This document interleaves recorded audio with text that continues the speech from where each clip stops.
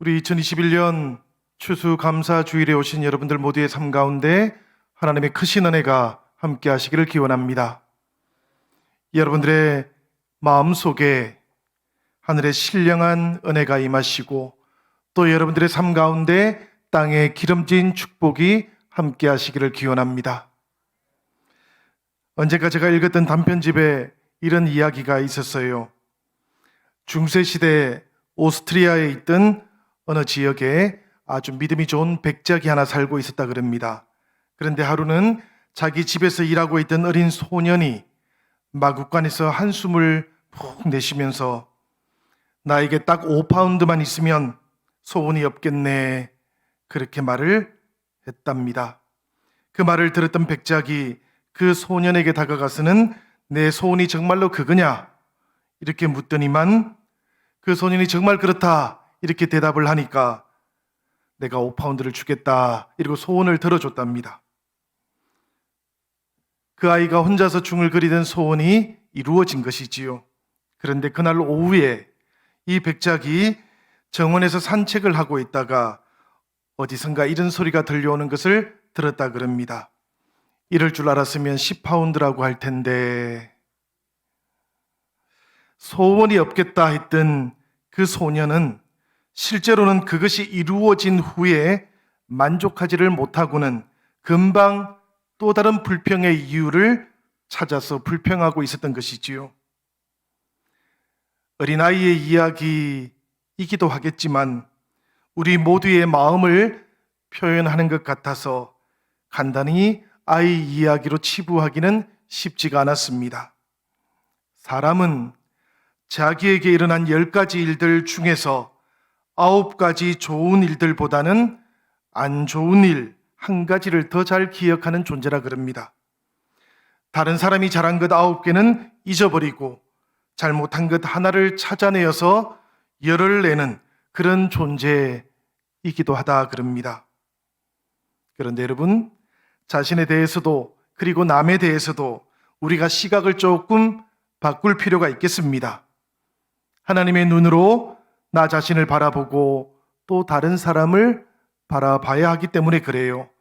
좋은 것 1가지뿐이고 나쁜 것이 9가지라고 할지라도 그 1가지로 인해서 감사할 수 있는 사람이 된다면 그 인생이 얼마나 풍성하고 또 아름다운 인생이 될 수 있겠습니까? 오늘 우리가 다시 한번 이 코로나 시대에 추수감사주일을 맞이했습니다. 매년 돌아오는 감사주일이기 때문에 감사하는 것이 아니고 힘겹고 고단했던 지난 1년을 돌아보면서 그래도 우리와 함께 하시고 그래도 지켜주셨던 그 하나님의 섭리와 그 은혜를 발견하고 찾아내고 그리고 감사할 수 있으시기를 바랍니다.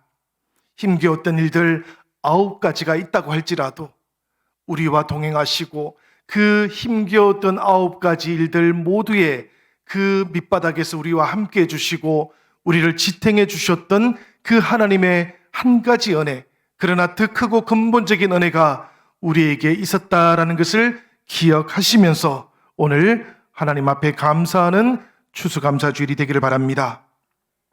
세상 모든 사람들이 이 코로나 팬데믹으로 인해서 살림살이가 힘들어졌다고, 사회적인 불평등도 더 심화되고 있다고, 그래서 감사를 이야기하기 어려운 상황이 되었다고 그렇게 말들을 합니다마는, 그러나 믿음의 사람들은 가만히 하나님의 일을 생각해보고 또 믿음의 사람들의 일을 생각해보면 우리의 생각을 전환시킬 수 있는 가능성을 발견할 수가 있어요. 우리가 잘 알고 있는 아브라함의 아버지는 비옥한 초승달지대라고 불렸던 갈대아 우르에서 살던 사람이었습니다. 무슨 이유 때문인지는 알지 못하지만 고향을 떠나게 되었어요. 믿음의 사람이었던 아브라함은 자신이 그렇게 고향을 떠나게 된 것을 하나님의 섭리라고 그렇게 받아들였습니다. 그런데 여러분, 믿음의 사람들이 언제나 찬란한 꽃길만 걷게 되는 것은 아닙니다. 아브라함의 인생을 살펴봐도 그렇습니다. 최종 목적지였던 가나안에 도착하기는 했지만 아브라함은 가나안 그 비옥한 땅에 들어가지는 못했어요. 그 땅은 이미 강한 부족들이 살고 있었기 때문입니다. 그래서 아브라함은 목적지였던 가나안까지 왔지만 가나안을 지나가야만 했습니다. 성경을 보면 그렇게 해서 정착하게 된 곳이 세겜이라는 땅이었다 그래요. 그리고 거기서 조금 더 내려가서 베델이라는 곳에 정착을 하게 되었다 그럽니다. 이 아브라함의 인생과 여정을 다 살펴보면 말 그대로 아브라함은 떠돌이 인생이었습니다. 그 떠도는 나그네로 살아가는 동안 수없이 많은 고통과 고난을 경험했다라는 이야기입니다. 그 땅에서 아브라함은 해마다 흉년을 경험해야만 했고요. 흉년이 들고 기근이 찾아오면 어김없이 애굽으로 내려가거나 혹은 아이라고 하는 그 지역에서 가뭄을 피해야만 했습니다. 문제는 이 풍요로운 땅을 찾아갈 때마다 아내를 다른 이들에게 빼앗기는 그런 서러움을 당하기도 했던 것이지요. 그렇지만 또 다른 측면이 이 아브라함 인생에는 함께하고 있습니다.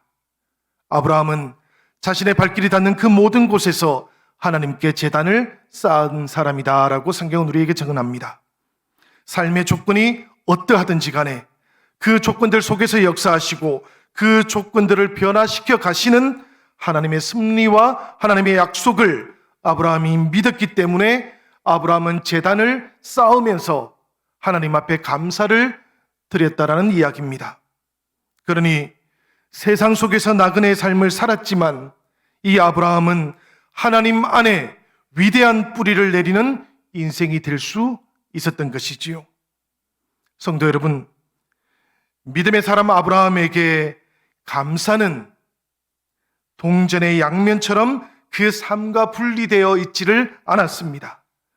믿음이 아브라함의 힘이었던 것처럼 감사가 또한 환경과 조건을 대하는 아브라함의 태도를 결정지었고 고난을 이겨내는 아브라함의 드러나지 않았던 능력이었다라는 것을 성경은 우리에게 계속해서 증언해 주고 있는 것이지요. 그렇기 때문에 우리 그리스도교 신앙은 이 감사를 수동적인 것이라고 생각하지 않습니다. 오히려 성도들이 하나님과 세상을 향해 보여줄 수 있는 가장 적극적인 태도이고 고난을 이겨내는 신비로운 능력이다라고 그렇게 가르치고 있는 겁니다. 감사할 때 아브라함의 인생이 형통했습니다. 불평할 때 이스라엘 백성들은 광야에서 길을 잃어버렸던 것을 우리가 오늘도 기억해야만 하겠습니다. 본래 추수감사절이라고 하는 것은 성경에 나오는 축제는 아니지요, 여러분. 성경에는 맥추절이 있거나 수장절이 있을 뿐입니다. 그러나 오늘날 교회가 이 추수감사절을 지키게 된 것은 청교도들의 신앙 고백 때문입니다. 우리가 잘 알고 있는 것처럼 청교도라고 불렸던 영국의 그리스도인들이 있었어요. 그들은 1620년에 낡은 배 한 척을 구해가지고는 신대륙으로 떠나왔습니다. 본토를 떠나서 신대륙에 정착하게 된 것을 그들은 하나같이 하나님의 섭리였다라고 그렇게 고백을 했습니다. 사실은 메이플라워호라고 하는 그 배를 탔던 사람들, 그들 각각의 삶을 살펴보면 고향을 떠나서 이국 땅으로 찾아오게 된 온갖 여러 가지 이유들이 있었습니다.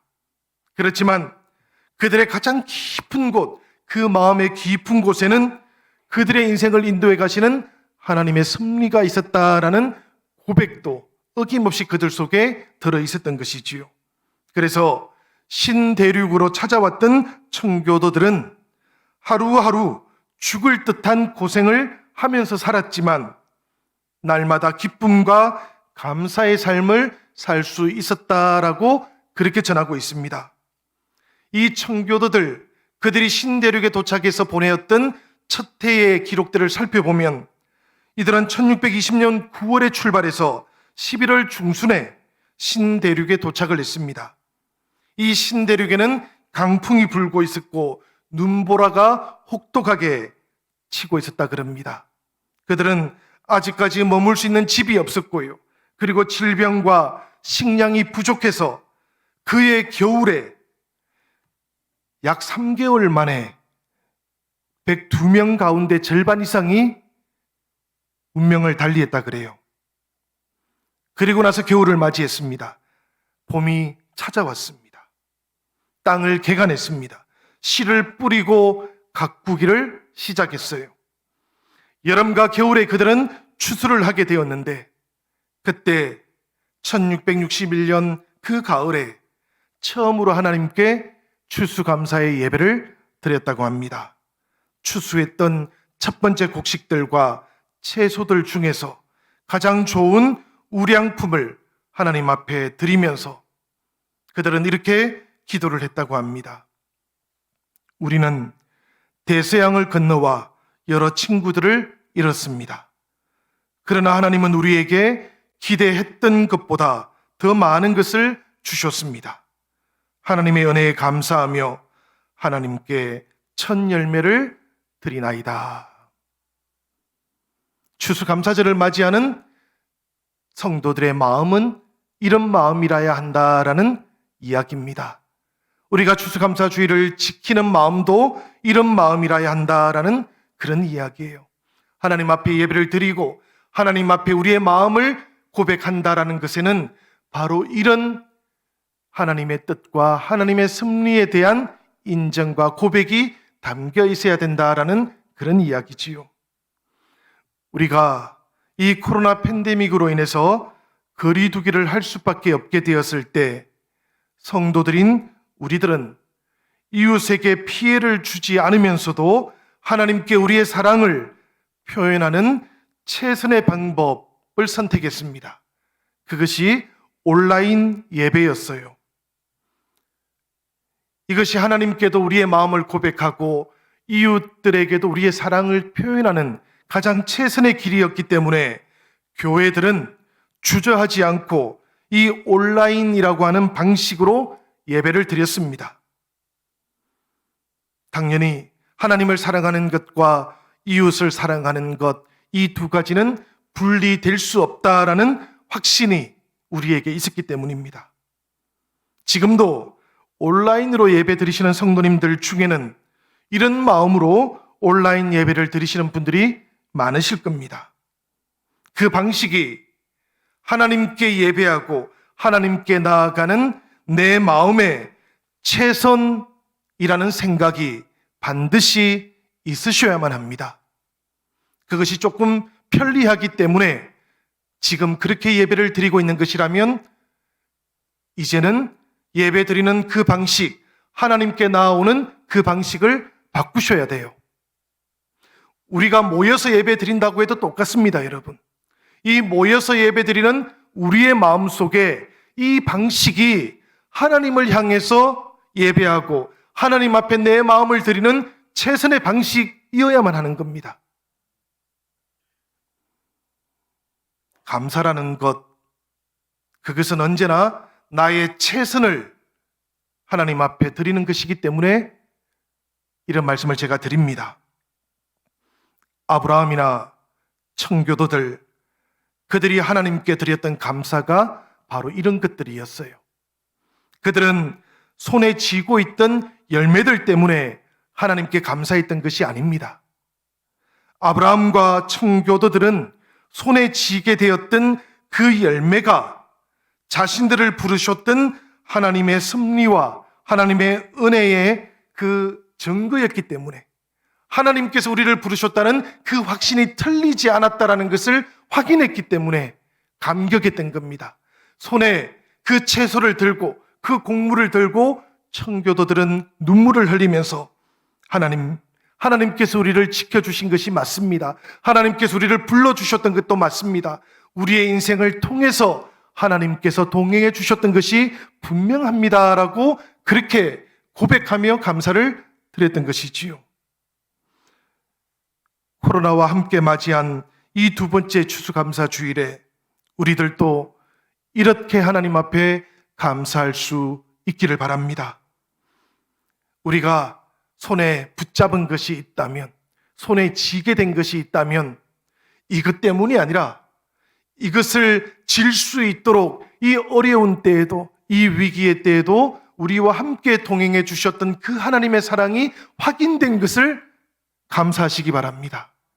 이것이 물질 때문에 감사하는 것이 아니고 신앙 때문에 감사하는 우리의 고백인 것입니다. 교회당에서 드리는 예배는 아니었지만 최악의 상황 속에서도 온라인으로 실시간 예배를 드릴 수 있었던 것, 우리들 모두에게는 참 감사한 기억입니다. 숫자가 제약되어 있을 그때에도 그것을 통해서 예배를 더 사모하고 갈망할 수 있게 된 것도 우리에게는 참 감사할 제목인 것이지요. 우리가 주일날 함께 모여서 예배하고 찬양하고 기도하고 그리고 함께 식사하고 더불어 함께 봉사했던 그 평범하다고 여겼던 일상들이 얼마나 큰 축복이었던가 하는 것을 깨닫게 된 것도 참 감사한 일 아닙니까, 여러분? 성도님들 중에는 이 코로나 기간을 통해서 성경을 통독하시는 분들이 많으셨다 그럽니다. 그리고 성경을 필사하셨던 분도 많으셨다 합니다. 각자 매일매일 새벽 하나님의 말씀을 묵상하면서 하루를 시작하기도 하셨다 그럽니다.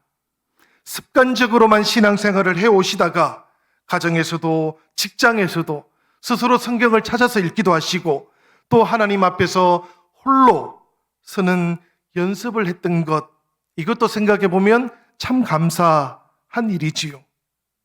우리들이 갑자기 찾아왔던 이 고난의 때를 이겨낼 수 있도록 우리들 영적인 체질을 하나님께서 조금씩 바꾸어 오셨던 지난 시간들이었다라는 생각을 해보니 우리가 지나왔던 그 모든 시간들 어렵고 힘겹기만 했던 것은 아니다라는 것도 새삼 깨닫게 되지 않습니까?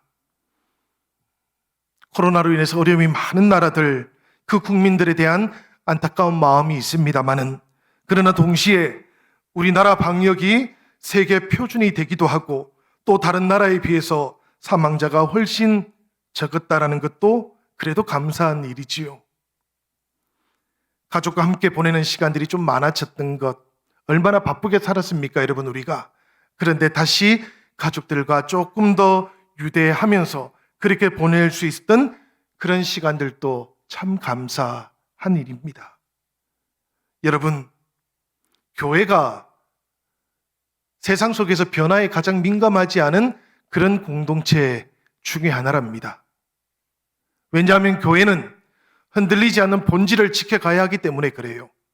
그런데 때때로 이렇게 본질을 지키다 보니까 변화에 우리가 담대하지 못할 때가 있습니다. 그런데 이 코로나의 때를 지나가면서 교회들은 새로운 신앙과 담대한 믿음 앞에 설 수 있게 되었어요. 사실 변화와 도전, 이것이 두려운 것은 아니지 않습니까?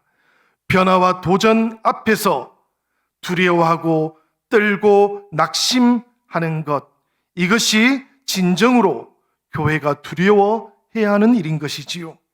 그렇다면 이 코로나의 때를 지나가는 동안에 교회가 이 시대와 더욱더 교감하기 위해서 담대한 믿음을 가져보려고 노력했던 것, 이것도 감사한 일 중에 하나일 겁니다. 여러분, 돌아보고 생각해 보면 코로나 팬데믹 상황 속에서도 우리에게는 감사할 일이 참 많습니다. 생각을 조금 바꾸어 보고 관점을 바꾸어 보면 그러하다라는 이야기입니다. 모든 고난과 시련 그 이면에는 감사할 제목도 동시에 함께하고 있기 때문에 그런 것입니다. 억지로 감사의 이유를 찾자는 게 아니에요, 여러분. 오늘이 추수감사주일이니까 억지스럽게 감사해 보자, 그런 말씀도 아닙니다, 여러분. 세상의 눈으로, 상식의 눈으로만 보았던 그 모든 생각들을 조금 바꾸어 보는 날이 추수감사주일 아니냐고 제가 말씀을 드리고 싶은 겁니다. 믿음의 눈을 한번 들어보면 감사할 일들이 참으로 많이 있었다라는 그런 이야기예요. 오늘 우리가 함께 봉독했던 말씀, 이 마태복음에 보면 그 시대가 참 힘들고 아픈 시대였다 그럽니다. 그래서 사람들이 목자 없는 양과 같이 고생하고 기진했던 시대라고 성경은 우리에게 알려주고 있습니다. 이 고생한다라는 말은 어찌할 수 없는 힘에 의해서 고생당한다라는 그런 표현이에요. 기진한다라는 말은 문자 뜻 그대로 찾아보니까 내팽개쳐진다라는 그런 뜻을 가지고 있어요. 예수님 시대에 많은 사람들이 그렇게 고생당하고 내팽개쳐지고 있었다라는 그런 이야기입니다. 사람들의 삶이, 그 마음이 몹시 힘겨웠고 지쳐 있었다라는 이야기예요. 오늘 우리가 살아가는 이 코로나 시대와 참으로 유사하지 않습니까, 여러분? 그런데 낙심되고 그 아픈 현실 앞에 절망할 수도 있을 텐데, 그런데 예수님께서는 믿음의 눈을 들어서 그 시대를 바라보시고 사람들도 살펴보십니다. 그리고는 제자들에게 말씀하시기를 추수할 것이 많은 세상이다라고 그 시대를 다르게 표현하셔요. 모든 것이 다 낙심하고 절망하고 거두어 드릴 것이 하나도 없는 시대가 아니고, 예수님께서는 그 시대를 추수할 것이 많은 시대라고 그렇게 표현하고 계시다라는 그런 이야기입니다.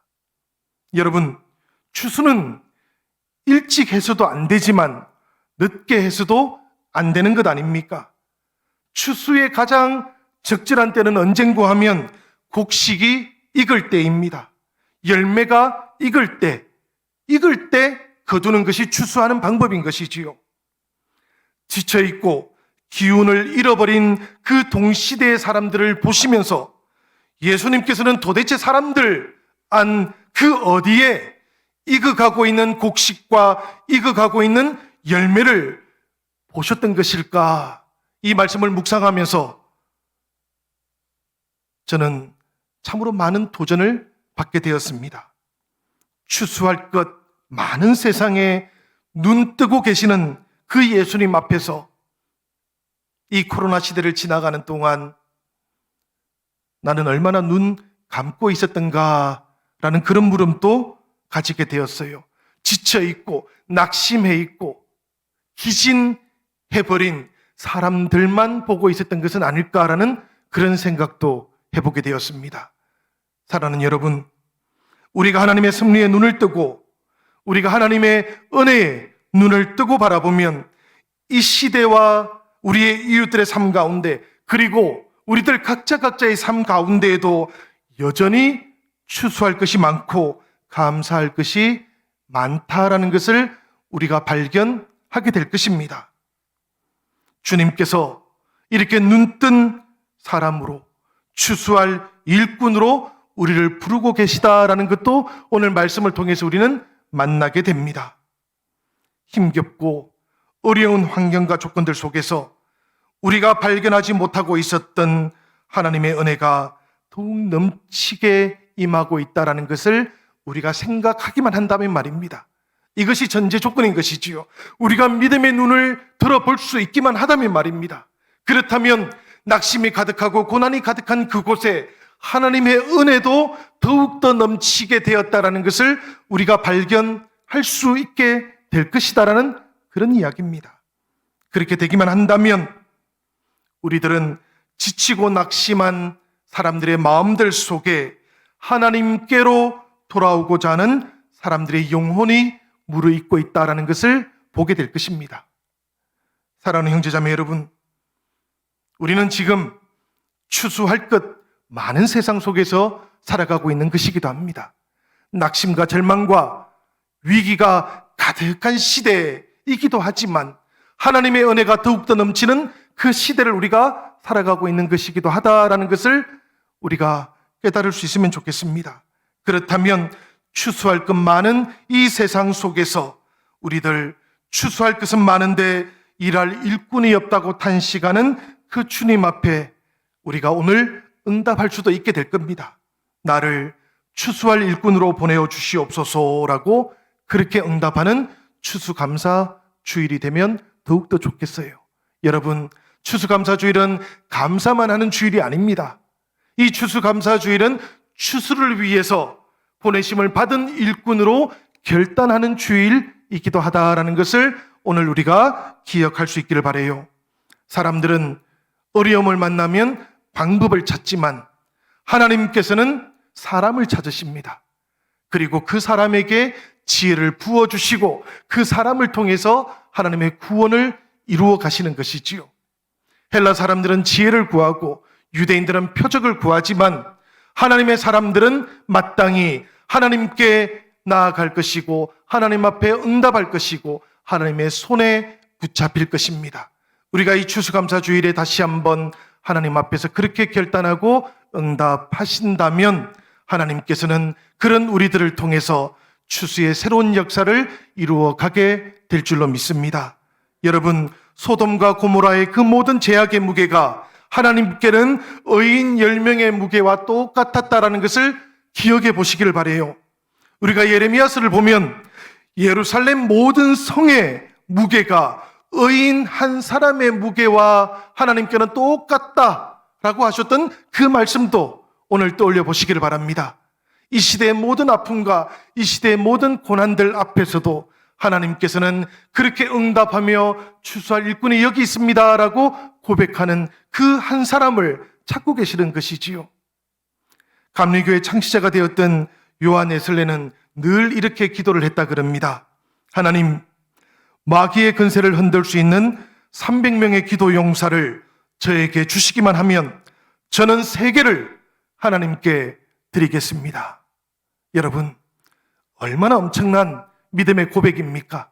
하나님, 함께 기도할 수 있는 용사들을 주시기만 하면, 그 한 사람을 보내어 주시기만 하면 하나님, 저는 세계를 하나님께 드리겠습니다.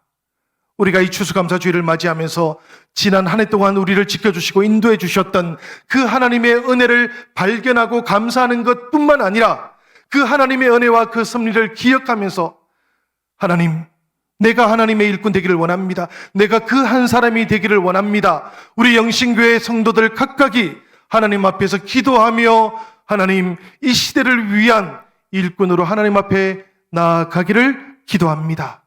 여러분들이 기도하시면 하나님께서 이루실 겁니다. 여러분들이 기도하시면 여러분들의 위임을 받은 목회자인 저는 이 영등포와 신길동을 하나님께 드릴 겁니다.